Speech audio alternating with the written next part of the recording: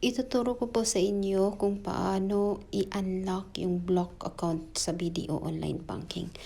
Pumunta po tayo sa BDO Mobile App. I-enter po natin yung username.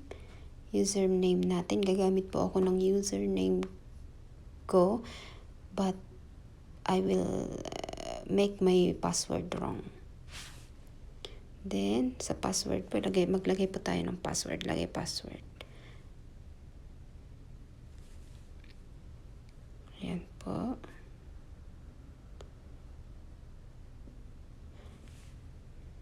Ayan po, mag-appear po siya. Force your security temporarily lock. I-reset po natin ang password natin. Okay.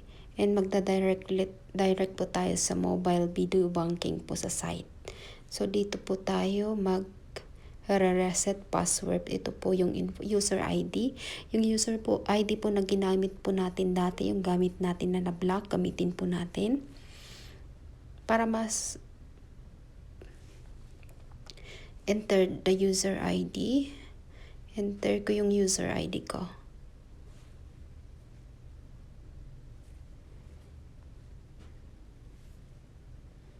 Rifke Shahani 7. Ito siya. Naka-enter na. Then sa verify.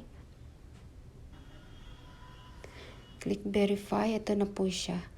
Yung account or card number. Yung card number for last digit po i-enter po natin. And then submit.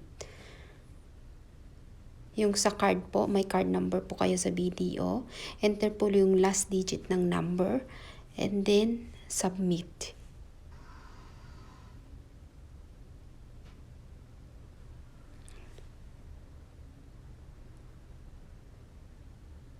Then, after po niyan, may password po na darating sa number registered po, sa registered number po nyo. Enter po natin yung code sa BDO mobile app. Ito po siya. Enter po natin yung code na dumating sa number natin, then submit.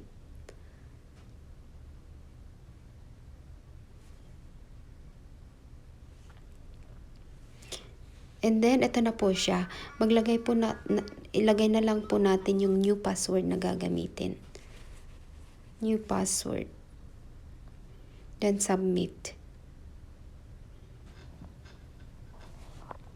Then, after that, pwede na po kayong mag-login sa BDO site or balik po kayo sa BDO mobile banking at dun po kayo mag-login. Thank you. Sana po makatulong.